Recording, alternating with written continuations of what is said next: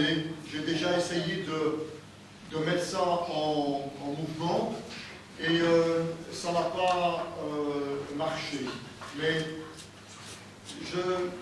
petit à petit, je me laisse convaincre par l'idée, parce que je suis parti sur un principe, Jean-Baptiste disait, il faut que je diminue pour que Jésus-Christ croisse. Nous aimerions que notre Église grandisse et que nous puissions avoir la possibilité de gagner de plus en plus de personnes à Jésus-Christ. Et il s'est avéré qu'un des moyens les plus efficaces pour y arriver, c'est d'avoir des petits groupes. Parce que les petits groupes ont la possibilité d'augmenter l'intimité. Et quand je parle de petits groupes, ce n'est pas plus que 12.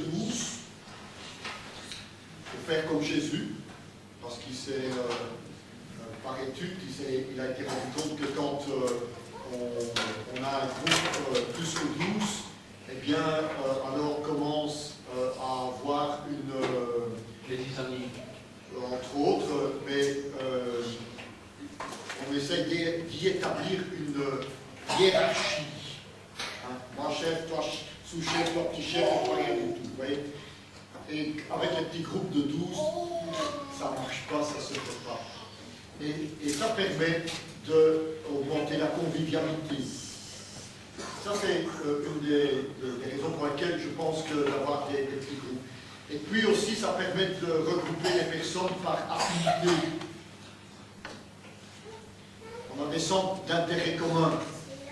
Et ça permet de mieux se développer. Et aussi, une des raisons pour laquelle il ne faut pas, les petits groupes sont intéressants, c'est parce qu'il ne faut pas avoir de compétences. Il ne faut pas être diplômé pour pouvoir avoir un petit groupe. Et puis, ça n'est pas obligé d'être fait dans l'Église. Et plus on a de petits groupes, plus on aura le désir de venir ensemble à l'occasion de notre moment d'adoration pour louer le Seigneur. Alors, je voulais implanter cette idée dans votre esprit, parce que en plus, cette idée est biblique. J'ai difficile à avoir l'idée, mais je crois que ça peut être une bonne idée. Il faut la méditer. Alors, nous, en tant qu'Église maintenant, nous sommes un petit groupe. Et dans un petit groupe, qui est l'Église, eh bien, il y a des règles de base. Hein? Bon, on a eu un moment un petit peu chaud, là, tantôt. C'était très bien. Ça a permis à certaines personnes de se lâcher. On peut faire ça dans un petit groupe. Pourquoi? Parce que tout ce qui s'est dit à l'Église reste à l'Église. Vous avez bien compris ça. Tout ce qui s'est dit à l'Église, ça reste à l'Église. Et aussi, ça nous permet de ne pas minimiser les douleurs que les personnes éprouvent. Parce qu'on est ensemble, parce qu'on est intime, et parce qu'on apprend à s'aider les uns les autres. On comprend la douleur par laquelle vous passez. Alors, il ne faut pas essayer de réparer les gens. Ce n'est pas notre but. Il suffit de les écouter. Écoutons-nous les uns les autres. Qu'est-ce que les femmes disent le plus souvent à leur mari? Tu ne m'écoutes pas. Hein, tu ne m'écoutes pas. Il faut apprendre à écouter. C'est le problème de tout le monde. Même les femmes ont ce problème. Elles n'écoutent pas non plus. Hein? Et alors, à l'Église, on apprend à se centrer sur ses propres choses. Je dois voir qu'est-ce qui ne va pas chez moi et qu'est-ce que je dois changer moi. Et pas vouloir changer les autres. Ça, c'est les règles de base. C'est la raison pour laquelle, dans notre Église, on peut éviter la médisance. parler sur le dos des autres. L'Église est importante. Elle est très importante. C'est l'organisme qui peut avoir la plus grande influence sur ce monde. C'est la raison pour laquelle je pense que mettre sur pied des petits groupes, ça pourrait être utile. Mais avant d'arriver à ça, on va déjà s'occuper de notre Église qui est en elle, en soi, un petit groupe. On est plus que 12. D'accord, on pourrait déjà se diviser en 3 déjà. Faire déjà 3 petits groupes. Pour commencer. Mais on va mettre les éléments de base. Ta vie soutient l'Église. Ta vie soutient l'Église. L'Église ne peut exister que par toi. Vous saviez ça? Ben ouais. Vous savez, lorsque quelqu'un agit pour une organisation, il est soutenu par cette organisation. Je ne pense pas à ce genre d'organisation, je pense par exemple à quelque chose de beaucoup plus deep, par exemple à un astronaute. Un astronaute, quand il va dans l'espace, il est soutenu par toute une équipe. Les gens ont vraiment le contrôle de ce monsieur. Ils savent tout, ce monsieur. Quand il fait pipi, quand il va dormir, quand il se lève, quand son cœur ne va pas bien, et toutes des choses comme ça. Un plongeur, quand il va dans le fond de la mer, il est surveillé, il est protégé et soutenu par l'équipe qui est sur le bateau. Un soldat, il est aussi dans une église. Et ça s'appelle un peloton. Le peloton, c'est un groupe de personnes qui vivent ensemble, qui mangent ensemble, qui dorment ensemble, qui font les manœuvres ensemble, qui font tout ensemble et qui sont même prêts à mourir les uns pour les autres. À l'Église, c'est un petit peu pareil. Dieu, lorsque nous sommes devenus des enfants de Dieu, lorsque nous sommes convertis, ne nous envoie pas dans le monde tout seul. Il nous envoie dans une église. Parce que dans une église, il y a tous les équipements nécessaires pour que tu puisses t'épanouir. Et ça nous fait penser au corps humain. Le corps humain, ce n'est pas une seule cellule. C'est des millions et des millions et des millions de cellules. Et chacun a sa fonction. Chacun a sa personnalité. Chacun fait ce qu'il doit faire. Et il ne va pas faire le travail de l'autre. Et vous, c'est pareil. Dans votre église, vous êtes une cellule. Et vous êtes important. Très important. Vous avez votre place. Pas votre place sur le banc, hein. À la limite, je me demande si quelquefois il ne faut pas faire des étiquettes pour mettre que voilà, c'est CPS, là c'est marqué, là c'est les trucs, là c'est Jean-Claude, là c'est hein. Non, non, c'est pas cette place-là que je parle. Hein. Je parle de votre place dans l'ensemble de l'Église. Et vous savez comment Jésus a dit ça, a donné ça? Eh bien, il a dit dans un texte de Matthieu au chapitre 18, verset 20, il a dit, là où 2 ou 3 se réunissent en mon nom, je serai là avec eux. Ah, alors tu le prends ici. Tu cliques là, mais tu prends Matthieu, plus haut, voilà, un peu plus bas. Un peu plus bas. Voilà, juste en dessous de là, voilà. Matthieu, chapitre 18. 18, encore un. Voilà. Verset 20.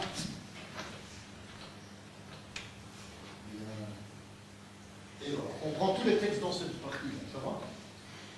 Alors, tu peux supprimer ça, ouais. Et voilà.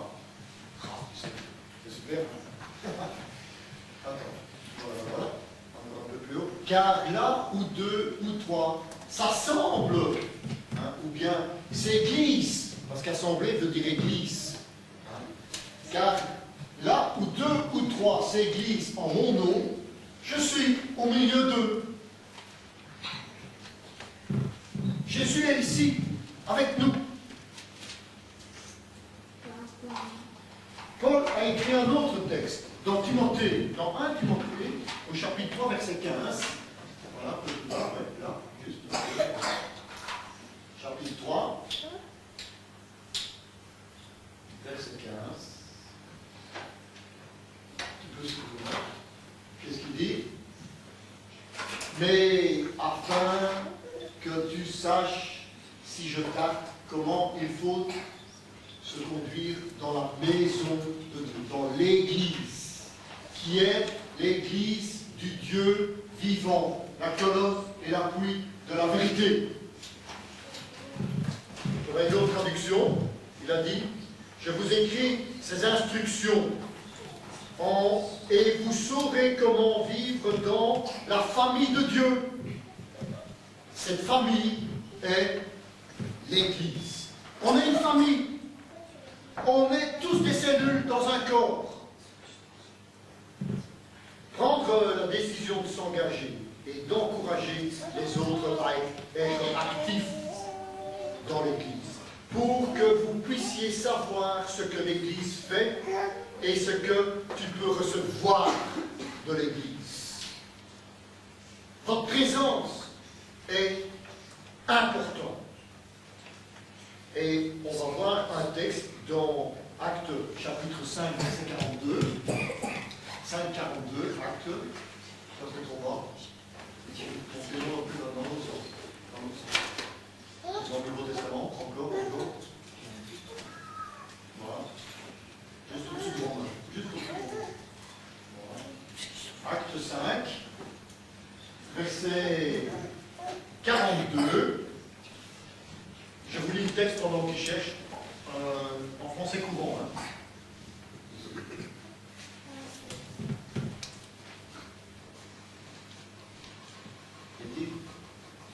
Je vous lis ma traduction. Nous voyons jour après jour dans le temple, et depuis de maison en maison, il continuait à enseigner et annoncer la bonne nouvelle que Jésus est le Messie. Dans le temple et dans chaque maison, chaque jour, dans le temple et dans les maisons, il ne cessait d'enseigner la bonne nouvelle. Et ça, c'est l'idée. Le temple, c'est l'église. Les maisons, c'est les petits groupes. Et nous, pour le moment, on est un petit groupe. On voit deux choses dans l'église. Ils adorent, et dans un temple et dans les maisons, ils ont la communion fraternelle. On vient ici tous ensemble pour adorer Dieu, mais comme on est encore petit, on est aussi ensemble pour avoir la communion fraternelle. La communion fraternelle est quelque chose de très important et on va développer ça. Qu'est-ce que l'Église fait? Dans Actes des Apôtres au chapitre 2, à partir du verset 42 jusqu'à 47, on va voir 5 choses. Chapitre 5. Pardon, chapitre 2, un peu plus. 42. Et tu cliques ici. Voilà. Ça apparaît.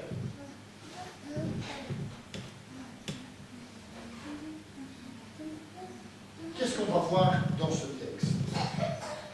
La première chose que l'on voit dans ce texte, c'est que nous étudions la parole de Dieu ensemble. Tous s'appliquaient fidèlement à écouter l'enseignement que donnaient les apôtres. Et c'est quoi l'enseignement des apôtres? C'est ça. Ça, c'est l'enseignement des apôtres.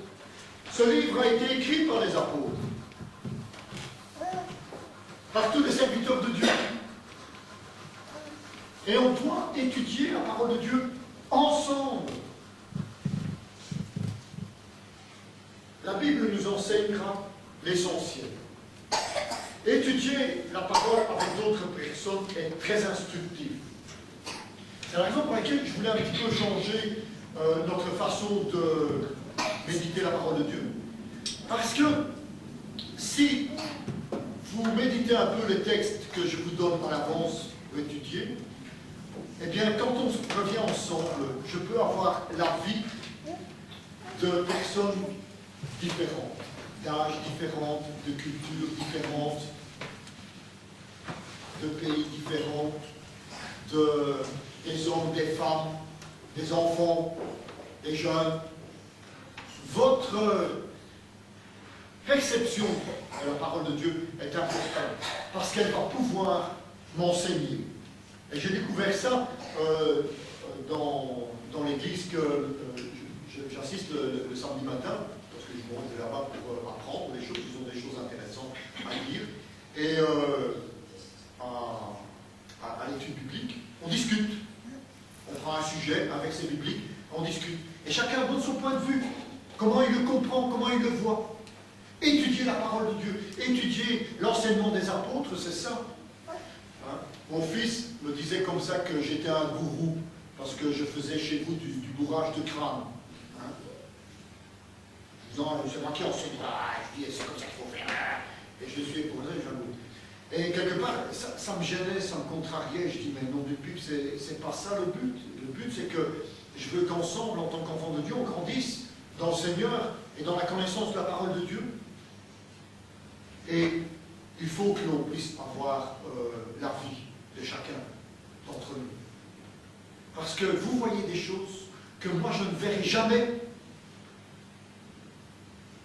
Parce que vous le voyez avec vos yeux, avec votre culture, avec vos expériences que vous avez vécues dans le Seigneur.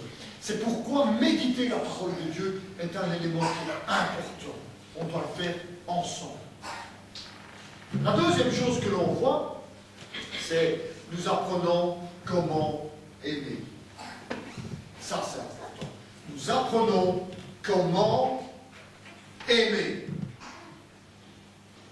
Qu'est-ce que le texte dit?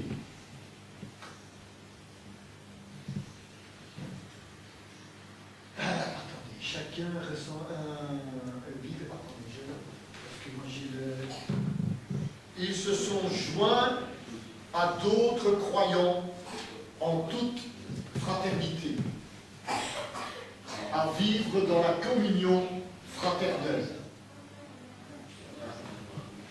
Vous enseignez les apôtres, à vivre dans la communion fraternelle. La communion fraternelle, c'est apprendre à s'aimer. Et comme je disais tantôt, aimer n'est pas un sentiment, ça n'est pas une émotion, c'est une volonté. C'est la raison pour laquelle le Seigneur a dit, tu aimeras ton prochain, tu aimeras Dieu. Une émotion, vous ne pouvez pas le contrôler. C'est comme si je dirais à ma fille, tu dois être heureux. Ah mais j'essaie d'être heureux. Je sais. On n'y arrive pas. Mais on peut définir que l'on aime quelqu'un. On peut définir que l'on aime son prochain. On peut définir et on peut choisir de aimer. Ça, c'est apprendre à s'aimer. Et on a une autre traduction qui dit, ils étaient les uns des autres comme une famille. Ils se sont engagés à vivre ensemble. C'est ce que le Seigneur désire de notre part. La fraternité, c'est la pratique d'aimer les autres. Être saint, ce n'est pas aller dans une montagne, se cacher dans une grotte pour ne voir personne et être uniquement en communion avec Dieu. C'est vivre au milieu des gens en les aimant. Ça, c'est être saint. La troisième chose que l'on voit, et ça va intéresser beaucoup, hein, et normalement on devrait bientôt faire un repas. Il faudrait qu'on fixe une date pour ça, pour que l'on puisse être ensemble. Hein. Si on fait ça dans 2 semaines, ce serait sympa. On fait ça en mémoire de l'anniversaire de ma mère, hein, le 21 septembre, ce serait une bonne idée. Hein. Qu'est-ce qu'il faisait? À prendre part au repas. Commun. Il prenait un repas commun. Vous savez pourquoi prendre des repas en commun, c'est important? Et pourquoi c'est intéressant si on a des petits groupes et on est à 8-10 pour manger ensemble, parce qu'on se détend. Je ne sais pas si vous avez remarqué, mais moi on va attirer mon attention là-dessus. Vous savez, à part enseigner, hein, Jésus enseignait beaucoup de gens, mais à part enseigner, vous savez ce qu'il faisait le plus? Il mangeait et il marchait. Manger et marcher, c'est ce qu'il faisait le plus. Et vous savez, ce sont les 2 éléments qui permettent de baisser la tension. On mange, on baisse la tension, on est décontracté, on est ensemble, on partage des choses, on a un esprit ouvert. Le problème, c'est que les Corinthiens, eux, sont allés un peu trop loin. Ils étaient devenus des glutons et des ivrognes. On a même accusé Jésus de ça. C'est un mangeur et un buveur, parce qu'il passait son temps à manger. Regardez dans la Bible tous les endroits où il était en train de manger. On doit passer du temps ensemble, à manger ensemble. C'est un élément qui est important. Ils ont partagé des repas d'amitié, dit une traduction. Ils ont mangé des repas ensemble dans leur maison, mangeant avec une grande joie et une générosité. Dieu veut que l'on passe du temps ensemble, autour d'un repas. Et ceux qui organisent les festivités dans l'église, eh bien, ils devraient mettre au point un dimanche en 15, pour qu'on mange ensemble, pour que l'on puisse apprécier les repas les uns avec les autres. Et ça, c'est un élément qui va aussi augmenter notre fraternité, qui va augmenter notre intimité, notre ouverture d'esprit. Et puis, la 4e chose que l'on voit dans le texte, il participait aux prières. Il participait aux prières. Il passait du temps à prier. Il passait du temps à prier. Hein? C'était là qui a demandé qu'on prie pour son fils. On va prier pour Josiane, parce qu'on sait qu'elle n'est pas bien. On va prier pour Erwin, parce qu'il a un problème de famille.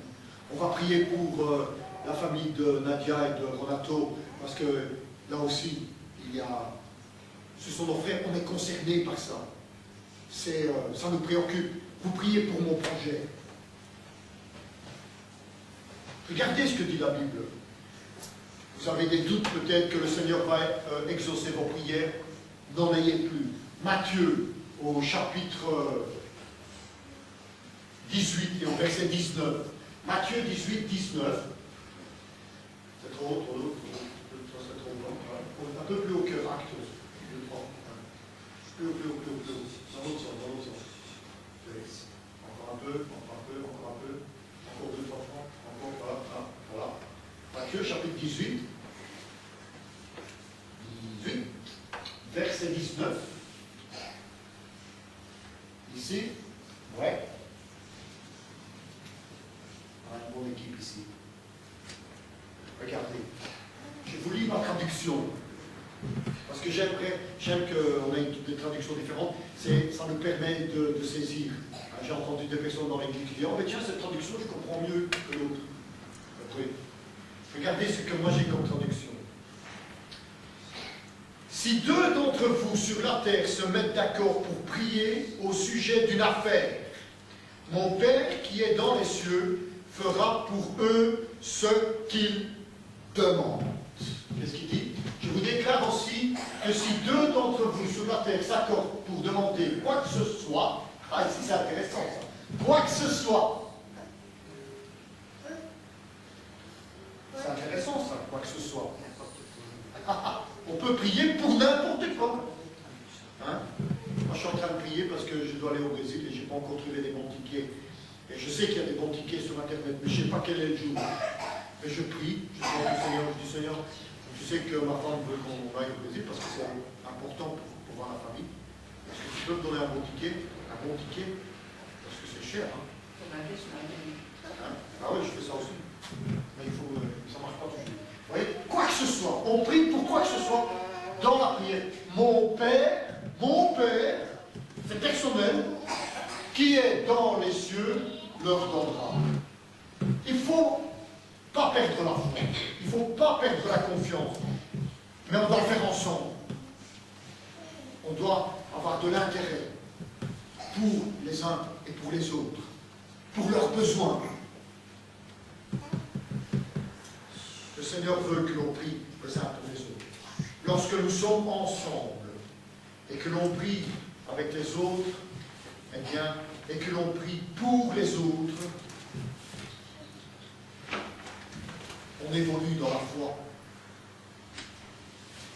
Parce que quand moi je prie avec vous pour un sujet bien précis, hein, et que le Seigneur vous l'accorde, qu'est-ce qui se passe dans ma tête? Dans la vôtre, vous êtes reconnaissant. Vous venez m'embrasser, vous dites merci, hein, c'est ce qu'on a entendu tantôt. Stella, je vous remercie pour toutes les prières que vous avez formulées pour mon fils. Il n'est pas encore guéri, mais vous remerciez. Vous êtes heureux. Mais dans moi qui ai prié pour vous, ça ne me concerne pas du tout. Qu'est-ce que je me dis? Ah non, c'est pas ça. Je dis, si le Seigneur exauce sa prière à elle, ben il va exaucer la mienne, hein? Comme le Seigneur a dit qu'il ne fait pas de différence. Alors ça vaut la peine. Prier les uns pour les autres, ça nous motive, ça nous relève. Ça, c'est ce que l'on fait dans une église. La cinquième chose, c'est nous encourager et nous aider les uns les autres. On s'encourage et on s'aide les uns les autres. Combien de fois, acte, tu le mets plus petit, normalement il doit être en dessous. Tu le mets plus petit ici. Acte, petit. Tiens.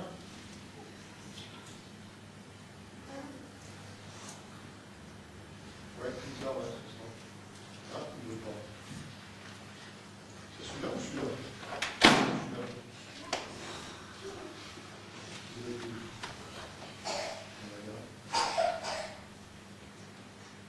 Ça en fait rien, tu recommences. Acte, et tu vas ici dedans, il y a un clic ici. Voilà, ici, voilà, là, c'est là, clique dessus, voilà, pause, voilà, hop. Et voilà, mesdames et messieurs. Ça paraissait quand même beau, la technique. Alors, qu'est-ce qu'il disait?